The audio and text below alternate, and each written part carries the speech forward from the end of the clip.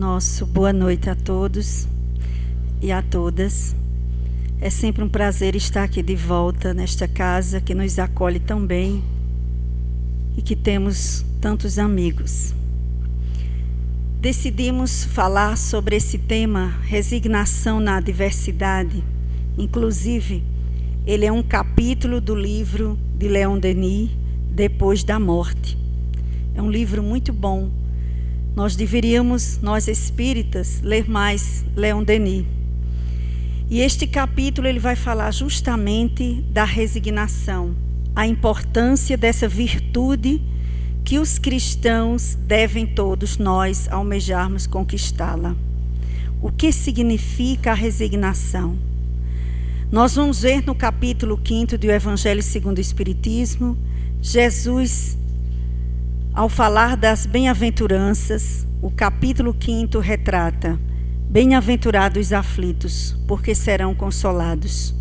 E todos nós espíritas já sabemos que a tradução bem-aventurado não seria simplesmente o que a gente imagina que é ser feliz por estar sofrendo, porque dificilmente alguém vai achar bom o sofrimento, a não ser que esteja passando por algum problema psicológico. A tradução, segundo Severino Celestino, seria: avante os que sofrem, porque serão consolados. Ele vai traduzir por avante dizendo: Jesus nos convida para irmos adiante, não paralisarmos, porque é muito fácil paralisar diante do sofrimento. É muito fácil se revoltar diante do sofrimento. É muito fácil dizer: não faço mais nada, eu entrego. Então a tradução, ao Jesus dizer avante, ele estava estimulando para aqueles que estavam sofrendo caminharem adiante.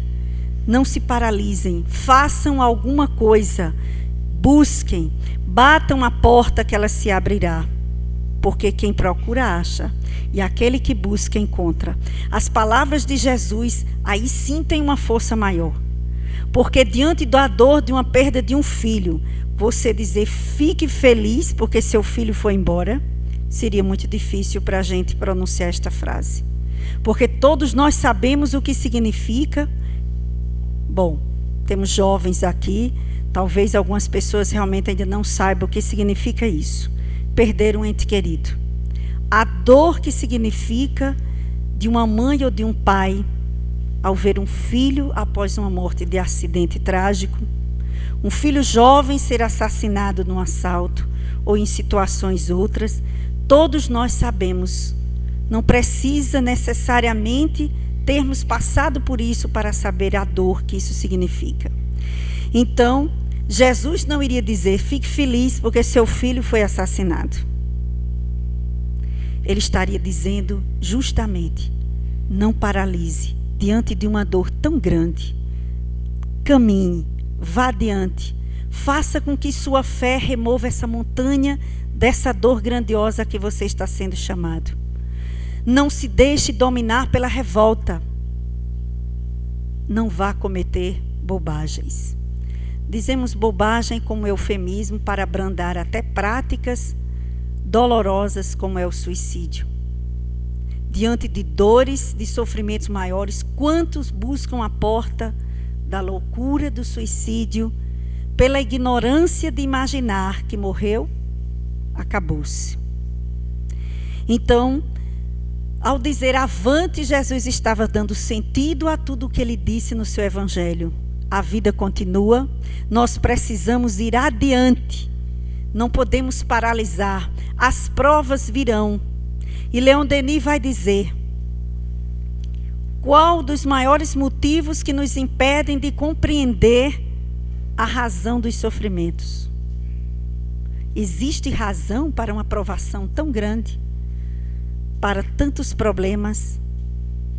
E ele diz: sim, a doutrina espírita nos adverte. O conhecimento das leis universais, o conhecimento das leis da vida nos advertem que há sim um grande sentido para tanta dor, para tanta provação, para tanta solidão em meio à multidão, para dores as dores da alma, que muitas vezes nós sequer temos coragem de contar às outras pessoas. Qual seria então o sentido da dor? Por que sofremos? E aí a doutrina espírita vem nos dizer, na introdução do Livro dos Espíritos, uma questão muito importante.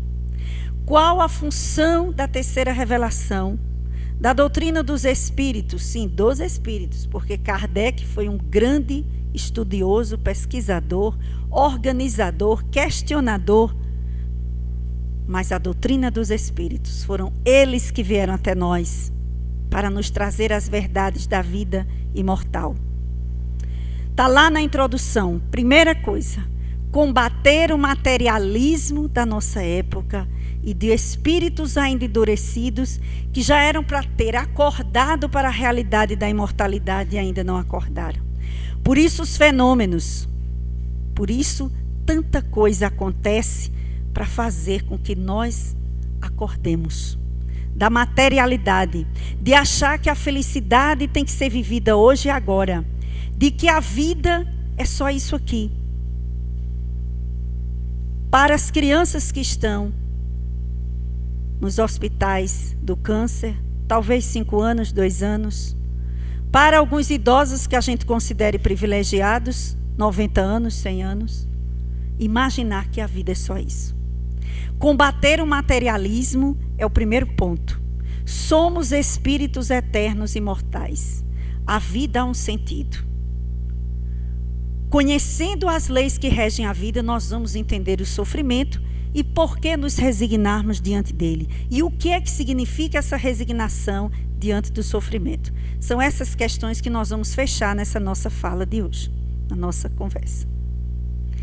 Combater o materialismo através do conceito da lei de evolução. Estamos aqui submetidos à lei de evolução. Somos espíritos eternos criados para a luz, para sermos luzes.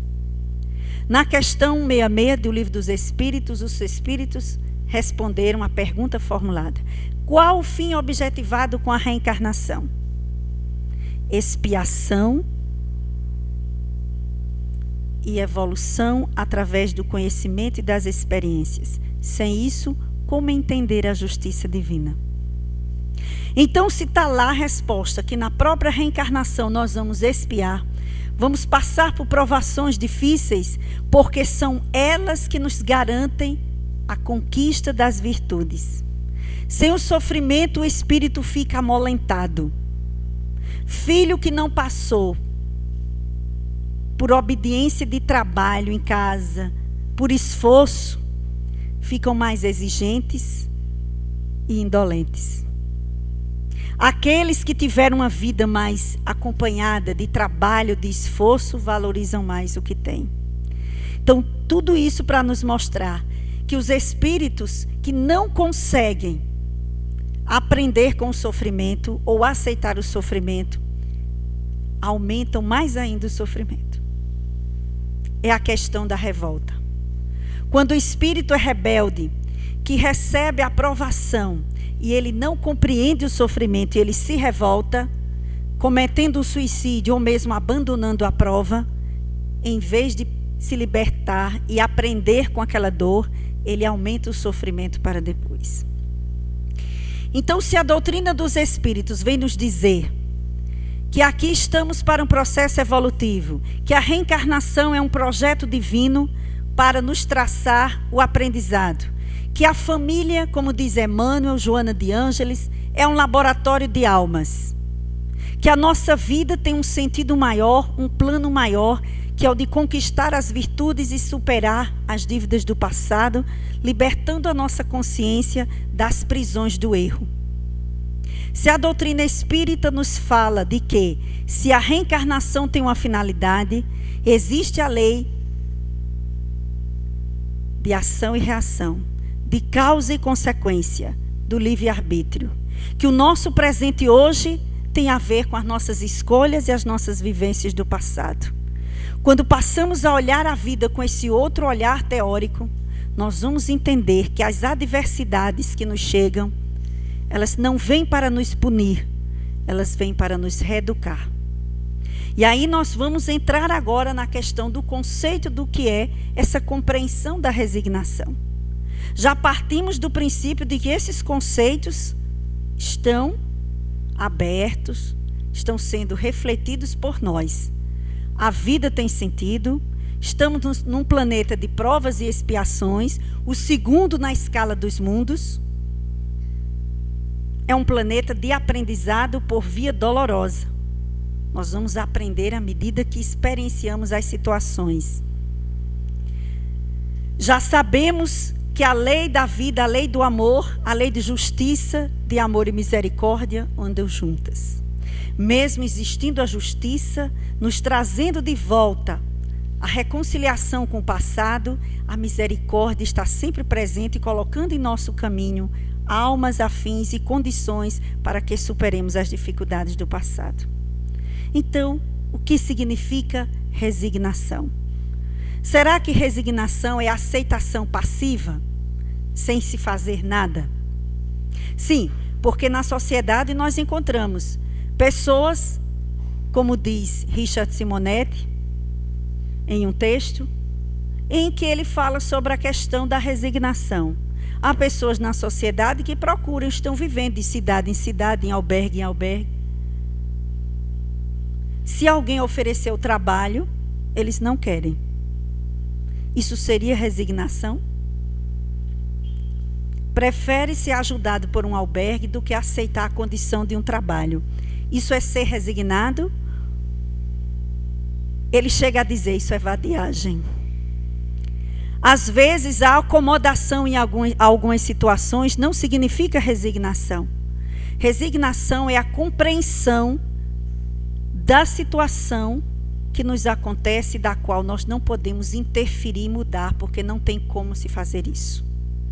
Eu não tenho como mudar. Está lá o fato, está lá a situação. Eu não tenho como alterar, não depende de mim. Aí é compreensão, é resignação. Mas se depende de mim fazer alguma coisa para melhorar a minha condição, eu posso estar sendo acomodado ou omisso. Quantas doenças nossas, quantos problemas nossos seriam resolvidos se nós não nos acomodássemos?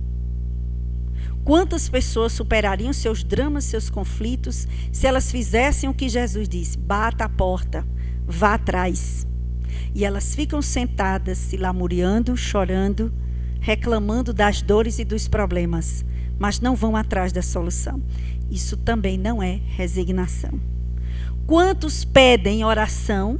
Quantos de nós cristãos pedimos em oração: Senhor, me ajuda a conviver com aquela pessoa, me ajuda a aceitar essa situação, me ajuda, mas a gente só faz pedir. E não tomamos providência alguma em agir. É o que nós vamos chamar da resignação proativa. É aquela em que você age, em que você busca fazer a sua parte para que o bem consigo aconteça, ou diante da situação. Então nós vamos entender que resignação não é aceitação pacífica, não é acomodação por falta de coragem, por preguiça, por indiferença, por indolência, não é? É como aquela pessoa diz: fulano, vamos jantar? Vamos. Oh, mas a gente ainda vai ter que fazer a janta. Ah, obrigada. Não é? É mais ou menos isso. São coisas simples, mas a gente não quer. Ah, o tratamento vai demorar 6 meses. Quero não, deixa eu morrer, Senhor. Isso não é resignação, é omissão. É fuga. Talvez a preguiça, como nós falamos.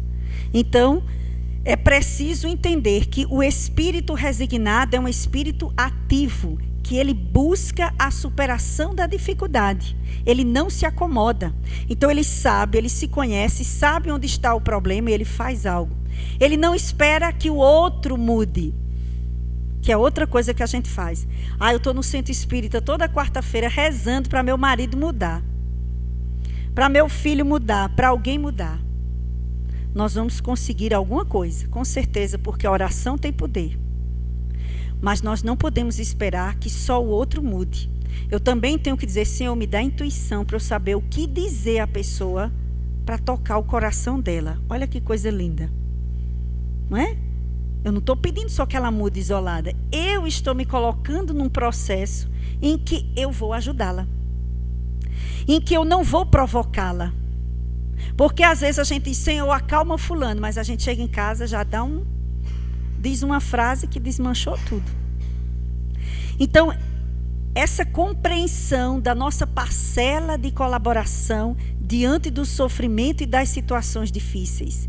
Porque se estamos num planeta de provas e expiações, vamos ser chamados ao sofrimento.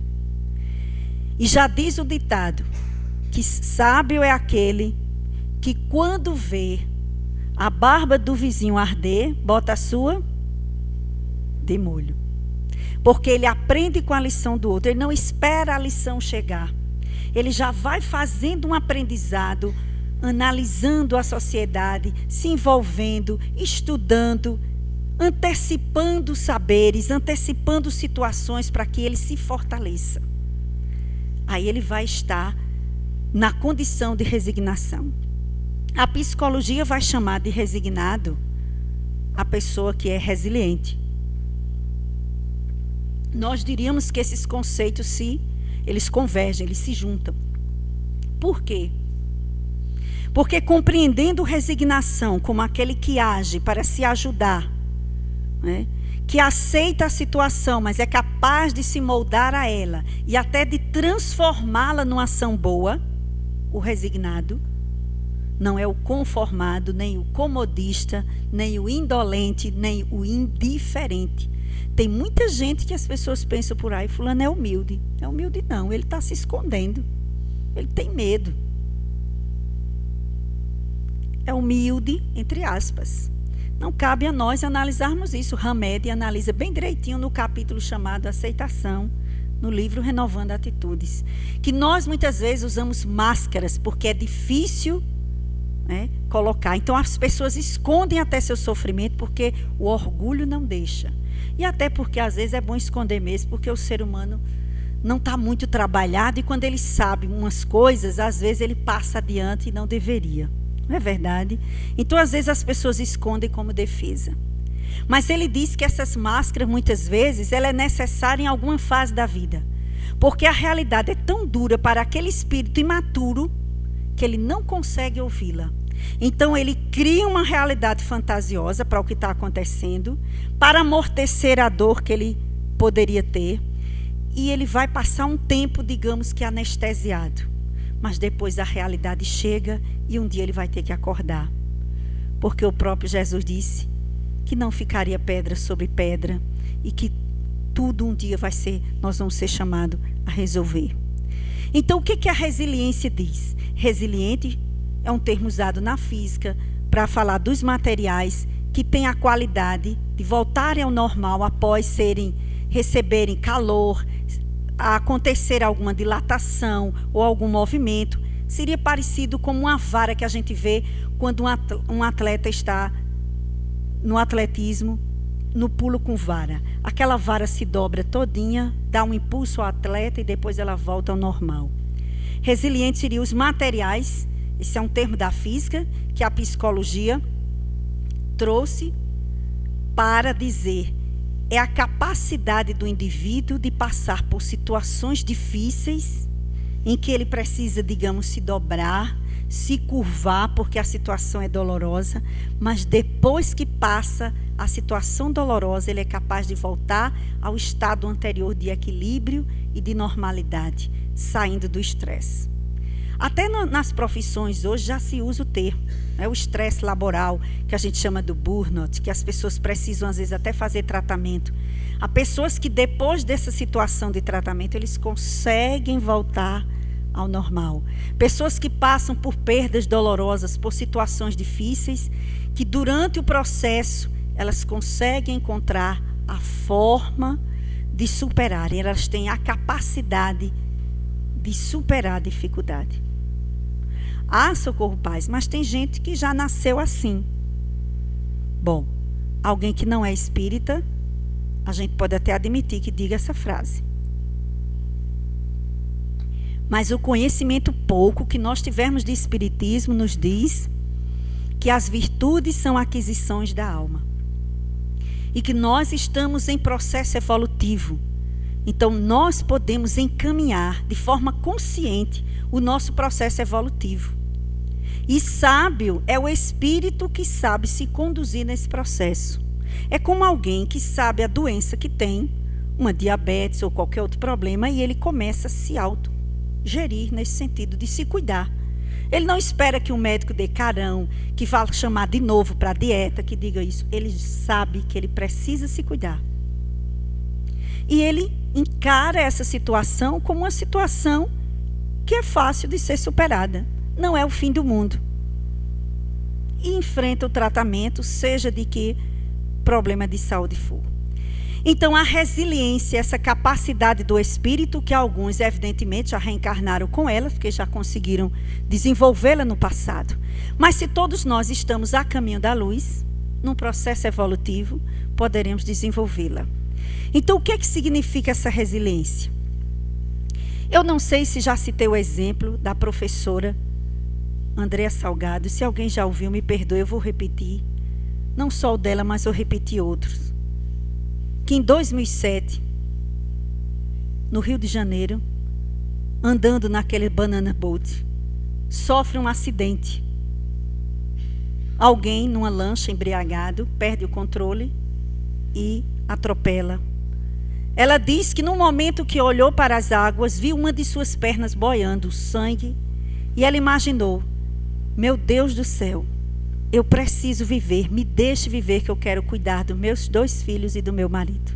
Não me deixe morrer. E depois disso desmaiou. Quando ela acorda no hospital, sozinha, ela se lembra do que pediu a Deus e agradece: Senhor, obrigada porque eu estou viva. Eu te pedi, tu me deste a vida. E aí ela se lembra da perna boiando. Desce a mão, procura a perna. Não acha a perna esquerda. Por via das dúvidas, ela diz: vou olhar a outra. Passa a mão, procura a perna direita. Não a encontra. Ela agradece a Deus estar viva de novo e dorme. Quando acorda pela segunda vez, o quarto está cheio. Todos os seus parentes estão lá. Ela acorda, pai, mãe, irmão, filho, marido, tio, sobrinho. Era uma plateia. Todo mundo estava esperando André se acordar para ver qual seria a reação dela. Ninguém sabia que ela já sabia. E aí ela abre os olhos, vê a cara de espanto, porque nessas horas não tem quem não fique, né? A gente não é educado nas emoções. Para a gente não agir assim, com certeza nós vamos agir assim. A gente não sabe nem como olhar, né? Nem o que fazer. Ela viu a cara de tristeza, de espanto, de todo mundo, e ela diz: não quero que ninguém olhe para mim vendo o que me falta. Quero que vejam o que eu tenho. Eu pedi a Deus para viver, e eu vou viver e vou educar meus filhos. Estou feliz porque estou viva. Já sei que não tenho as 2 pernas. Essa professora se recuperou em 9 meses, um caso que chamou a atenção até da medicina. Em 9 meses, quem colocar na internet vai ver a história dela. Ela já estava conseguindo se equilibrar em cima de pernas mecânicas. Foi um exemplo. Hoje ela trabalha com uma ONG que ajuda as pessoas que têm problemas e que perdem membros, que passam por situações dolorosas. Ela já está aposentada hoje, mas na época ela voltou a trabalhar, voltou à escola e continua sua vida dando exemplo para todos nós da força de resiliência, a capacidade de passar por uma situação dessa e conseguir entender e superar. As perdas de entes queridos são muito dolorosas, mas quantas almas conseguem passar por elas e depois fazem uma ONG, uma instituição, e vão socorrer outras mães, outros pais, outros jovens em situações. Quantas pessoas passam por situações dolorosas e, em vez de se esconderem do mundo, estão trabalhando para diminuir as dores de outras pessoas. Essas são almas que já têm resiliência, essa capacidade de serem abordadas na dificuldade, mas voltarem a entender a vida, darem um sentido. Viktor Frankl, em seu pequeno livro, que é um best-seller, quem não leu deveria ler, Em Busca de Sentido, é deste tamanho. Fenomenal. Todo mundo deveria ler aquele livro. O criador da logoterapia. O que é que ele vai dizer lá no livro? Que experiência ele relata de 3 anos que ele vivenciou no campo de concentração em Auschwitz, na Alemanha. Quando ele entrou, ele disse: ninguém aqui vai tirar a minha alteridade nem a minha dignidade. Não vou deixar que me massacrem psicologicamente. Ele já era médico, já era psiquiatra. Não vou deixar que os carrascos destruam minha alma. Eles podem destruir o meu corpo. E o que é que ele vai descobrir lá durante 3 anos? Que aqueles que sobreviveram eram os que tinham sentido maior na sua vida. E que entendiam que tudo aquilo ali não deveria moldar o caráter deles. Porque eles disseram que passavam por situações de humilhação todos os dias. Eles eram humilhados para mostrarem que os judeus não prestavam, não serviam, não era ninguém. Ele viu muitos se jogarem nas cercas elétricas porque não aguentaram a humilhação, a fome, o massacre no corpo físico. Mas ele criou a logoterapia. O sentido existencial, o sentido espiritual para a vida. Quem tem, supera. É isso que a doutrina espírita vem combater, o nosso materialismo ainda. Mesmo rezando e orando, nós ainda temos materialismo para combater em nós. Ideias materialistas. Ah, o bichinho morreu, aliviou. A gente diz isso, aliviou. E a gente sabe que não é assim. Morrer não é desencarnar. Muitos morreram, mas não desencarnaram. Estão sofrendo, precisando das nossas orações, e a gente esquece o morto. Depois de 1 ano, ninguém se lembra mais do parente. Já tirou tudo, até o retrato dele da parede, ninguém quer mais nem lembrar. Tira, que é para a gente não sofrer. Porque nós temos um medo terrível do sofrimento. E lembrar o morto é lembrar que a gente também vai morrer. Nós não devemos ter medo do sofrimento. Porque o sofrimento é o remédio para os nossos males. No capítulo 5, Bem-aventurados aflitos, item 12, motivos de resignação.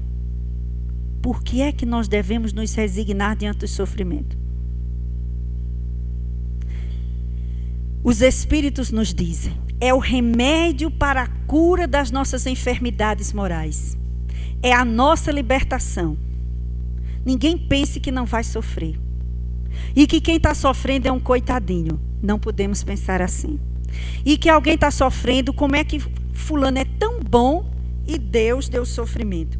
Eu até anotei a questão do Livro dos Espíritos, que é a questão 924, que faz a seguinte pergunta. Existem males que não dependem da maneira de agir e que ferem o homem mais justo? Porque muita gente acha que sendo bonzinho, justo, mas fulano é tão bom, como é que Deus deu a ele esse sofrimento? Trabalhava na casa espírita, fazia tudo, e olha a doença que Deus deu. O que adianta ser bom? Olha aí, ó, morreu novo. Os outros que estão aí errando, fazendo coisas erradas, estão todos vivos. A resposta. Sim, a pergunta continua. Não há algum meio de se preservar deles, ou seja, desses sofrimentos? Os Espíritos respondem. O atingido deve resignar-se e sofrer sem queixas, se deseja progredir. Olha a palavra-chave. Sofrimento significa quando eu compreendo, quando eu vou avante, como disse Jesus, avante os que sofrem, quando eu não me paraliso na revolta, nem na acomodação, nem na entrega, quando eu vou avante procurando crescer e aprender com o sofrimento, progredir, progresso espiritual. Entretanto, terá sempre uma consolação da sua própria consciência que lhe dá a esperança de um futuro melhor, desde que faça o necessário para obtê-lo. Então, ninguém vai ficar desamparado no sofrimento, e a libertação desse sofrimento vai trazer um grande alívio para as nossas consciências. Se entendemos Deus como justiça e bondade, deveremos entender que os sofrimentos que nos acontecem é consequência de não termos agido bem diante da lei. São as nossas infrações de hoje e do ontem que nos trazem e que geram sofrimento. Por isso que é importante como diminuir o sofrimento. A resiliência psicológica, essa capacidade, é justamente como o indivíduo vai fazer para diminuir o sofrimento. Olha a posição dessa professora. Não vou me paralisar. Eu vou andar, eu vou voltar a trabalhar, eu vou cuidar dos meus filhos, eu vou continuar sendo dinâmica. Ah, não posso mais fazer nada porque eu não tenho pernas. E cadeira de roda dá trabalho, porque a cidade não tem, o meio-fio não ajuda, as calçadas não ajudam, como é que eu vou trabalhar? Me aposenta logo aqui. Comodismo, acomodação. Avante os que sofrem.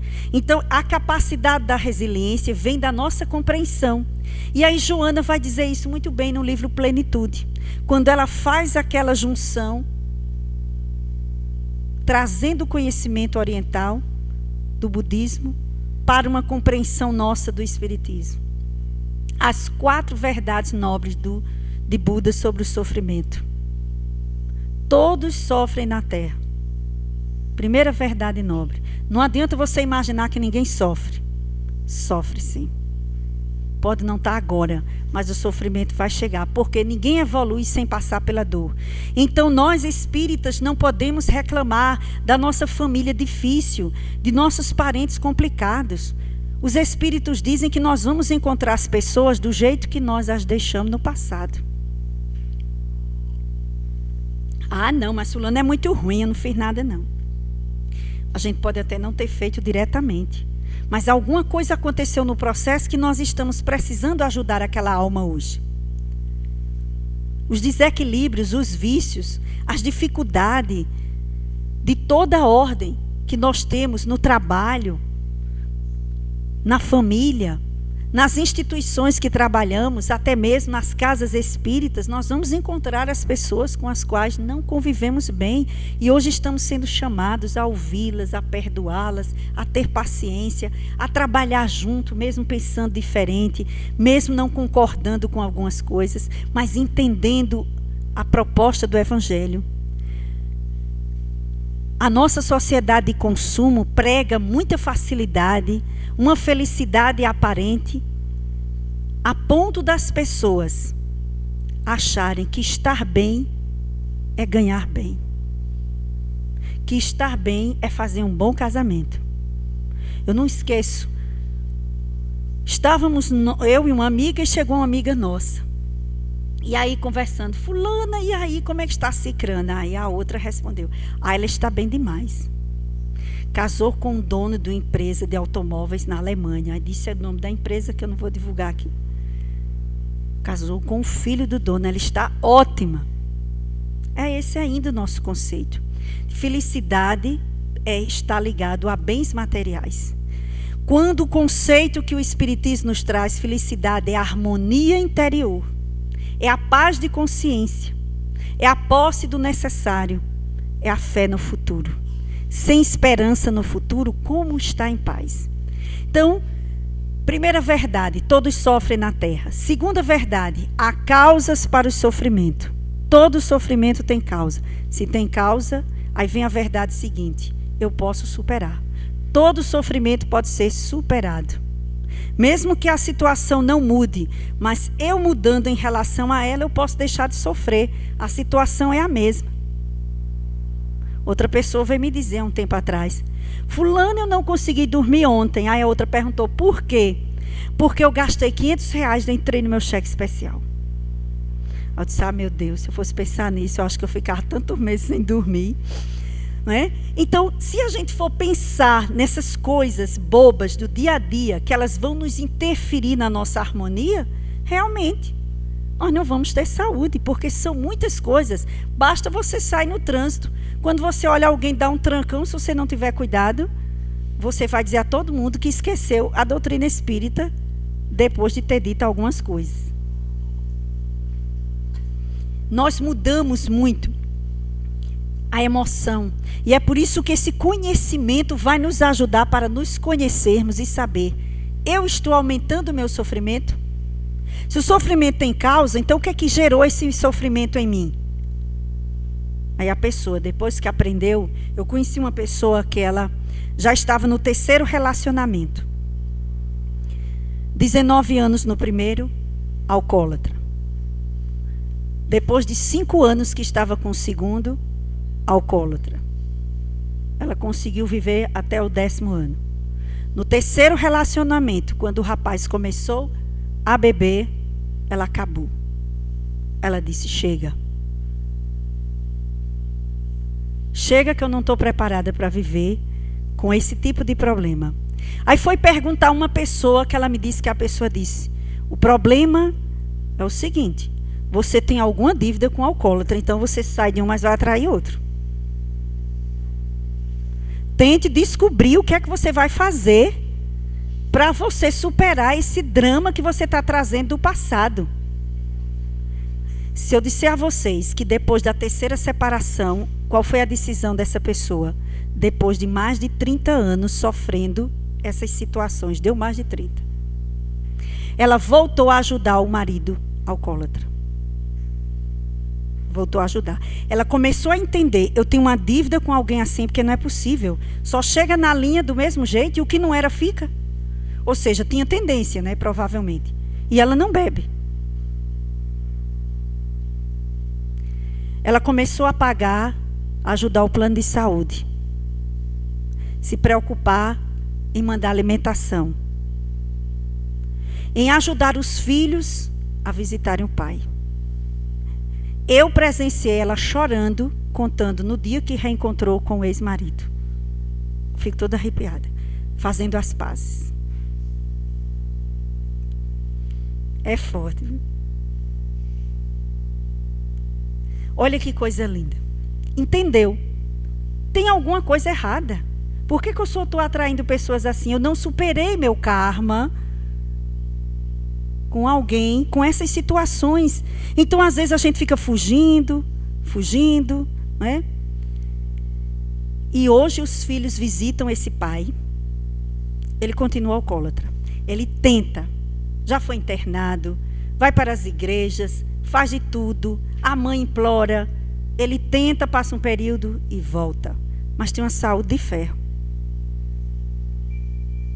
É provação para a família toda. E essa alma, que é um espírito altamente inteligente, mas não consegue se erguer, também termina sendo uma grande provação para ele, que não conseguiu, está ainda lutando, quem sabe ela ainda consegue. E hoje ela ora por ele, ela não tem mais mágoa, e ela sofreu 19 anos, violência e tudo. Hoje ela ora por ele e é capaz de chorar, quando vê-lo praticamente acabado. Só o couro e o osso, como a gente diz. Então essa pessoa está fazendo o processo que a doutrina espírita nos chama, que é o de superarmos as nossas dificuldades. Onde o calo apertar, meu amigo, pare, pense e vamos orar, vamos fazer atendimento fraterno, vamos ler, vamos respirar, fazer meditação, relaxamento, terapia de toda ordem. Até homeopatia, tem homeopatia para ciúme, vocês sabiam dessa? Tem para temperamento agressivo, medo. Vamos atrás das nossas ajudas. Porque é melhor nos ajudarmos do que, digamos que ela tem esse karma de conviver com o alcoolismo e passou a vida fugindo, não ajudando os filhos também a não repetirem, porque na hora que ela aproximou os filhos do pai, o que é que ela está fazendo? Ajudando esses filhos. Olha, se eu continuar nesse caminho, bebendo desse jeito, eu posso ficar desse jeito aqui. Então, na hora que ela está fazendo esse processo, ela também está ajudando a família a fazer um aprendizado. Digamos que ela abandonasse, que era o que todo mundo pensou que ia acontecer, que ela ia abandonar para o resto da vida esse companheiro, que hoje não tem condição de sequer trabalhar, vive ajudado pela família e pelos filhos. O que é que poderia acontecer? Noutra encarnação. Uma situação muito mais dolorosa com o filho dentro de casa. Então, aquilo que nós não conseguimos enxergar hoje, o Espiritismo diz, olhe para a sua vida com amor. Não se ache coitadinho, não. Porque tem gente se achando coitadinho, porque a dorzinha dele é desse tamanho, ele já se acha um coitadinho. Olhe para as grandes almas. Vamos ler biografias de pessoas que passaram por dificuldades. Vamos deixar de assistir novela, coisa que não dá conteúdo. O livro, eu trouxe até o livro, O Gigante Deitado, que é a história de Jerônimo Mendonça, em Tuiutaba, Minas Gerais. Um grande espírita. Um adolescente que aos 15 anos começou a ter problema sério de artrite. E ele ficou paralítico, mas ele não ficou tetraplégico, como muita gente que não sente dor nenhuma. Ele ficou paralítico, mas sentindo dores horríveis. Foram 50 anos de resgate. E desses 50, 20 com a cegueira. Nunca deixou de fundar a casa espírita, de dirigir. Montar uma Kombi, com cama, com tudo preparado, porque ele saía nos centros espíritas fazendo palestra. Era muita medicação e não conseguia diminuir a dor. Era uma grande provação de vidas passadas e que ele superou dignamente trabalhando no bem. Então, quantas almas estão aí para nos dar exemplo de superação? E por que hoje, com qualquer coisinha, as pessoas não aguentam nada? Acaba o casamento. Por qualquer coisinha abandona o trabalho, o emprego, a situação difícil. Porque todo mundo quer se anestesiar. Então haja lazer. E tem gente ganhando muito dinheiro com isso. Haja lazer todos os dias. Haja diversão, tempo ocioso. E nada de crescimento das virtudes da alma, do trabalho no bem, do tempo para estudar espiritismo, para fazer visita aos familiares, para dar mais atenção em casa, até para a gente ter tempo para pensar. Leon Denis diz, procure ir à natureza para você renovar as energias. Às vezes a gente trabalha tanto, não tem tempo nem de renovar as energias. Sim, porque o trabalho consome. Você tem um trabalho voluntário, você não pode chegar lá, eu vou para o trabalho para eu ficar bem. Não, você tem que chegar bem para poder fazer seu trabalho. Se não você chegar no trabalho, você não vai ter condição de fazê-lo. É aquilo que a gente aprende sobre a mediunidade. Se preparar para doar os bens, os dons espirituais, para ser canal. Quantas pessoas não aceitam a mediunidade que tem? Quantas pessoas não aceitam os dons que receberam e fogem? Ah, isso dá trabalho, está toda semana no centro espírita, eu não sou escravo, não sou relógio para trabalhar de graça. Comodismo. Então a doutrina espírita vem nos lembrar, e as verdades nobres em que o budismo fala, Joana apresenta no final. Todos sofrem, retomando, todos sofrem, sofrimento tem causa, podemos nos libertar do sofrimento, e ela aponta que é através do altruísmo que nós vamos nos libertar do sofrimento. Então, é na vivência do Evangelho, elegendo Jesus como roteiro e mestre, o seu Evangelho como roteiro e ele como mestre, que nós poderemos superar. É através da oração, esse canal divino 0800, que nós abrimos para a espiritualidade, e lá não tem essa questão de linha interrompida, desligada, não é? Cheia, não. É na oração que nós poderemos fazer esse reencontro. É no trabalho do bem, colocando as nossas energias a serviço de diminuir a dor do outro, que nós vamos aprender que a nossa dor não é nada. Ou que nós vamos entender a nossa dor a partir da dor do outro. Então o Espiritismo nos adverte, podemos sim nos tornarmos mais resilientes, mais resignados nesse sentido proativo, agindo em benefício de nós mesmos, do nosso grupo familiar. Quantos de nós estamos lá para fazermos alguma mudança, não só em nós, mas no grupo? Mas se alguém se omitir de vivenciar o Evangelho, vai prejudicar a evolução dos outros. Porque nós aprendemos conjuntamente e pelo exemplo. A nossa atitude dentro do lar, ela fala muito mais do que qualquer palavra. Haja não cobre, não diga, faça a sua parte, mas não exija do outro.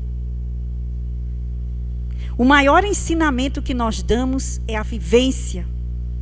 Se eu quero que o outro renuncie ao mal que ele está envolvido, eu preciso renunciar a algo com essa pessoa. Então eu não posso exigir dela. Eu tenho que compreendê-la. Eu não posso impor. Eu posso ajudá-la a refletir e a descobrir. Eu não posso mudar o destino dela. Eu posso ajudá-la a viver o seu destino escolhido por ela. Mas se ela está comigo, eu tenho ligação. Eu tenho que fazer algo. Não adianta nos distanciarmos dos parentes difíceis, porque depois a dor vai ser muito maior.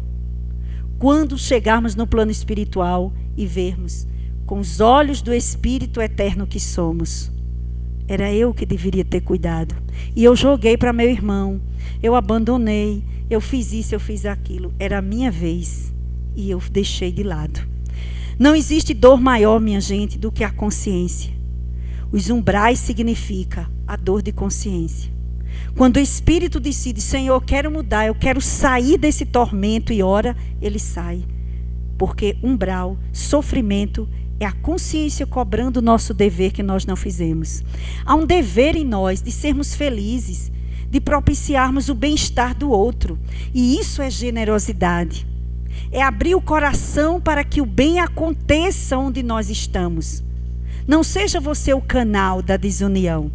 Seja você aquele que propicia o bem-estar. Não seja o homem parede, que tudo nele para. Mas seja o homem ponte, que é o homem que abre caminho para que os outros possam crescer. Que nós elejamos Jesus e que nós peçamos todos os dias, Senhor, me ajuda a entender o meu dever. E me ajuda a fazer com que essa dor, esse sofrimento não me paralise, mas que eu possa, que eu consiga superar, que eu consiga ir adiante. Se isso me veio, já está no momento e eu já tenho condições de entender e de superar. Que Jesus nos abençoe, que nós possamos refletir para que essas reflexões sobre a resignação e a resiliência torne as nossas vidas melhores, porque esse é o objetivo da espiritualidade, é que nós sejamos melhores, que nós nos sintamos bem, e nós só poderemos fazer isso abrindo o coração para que o bem aconteça. Muito obrigada.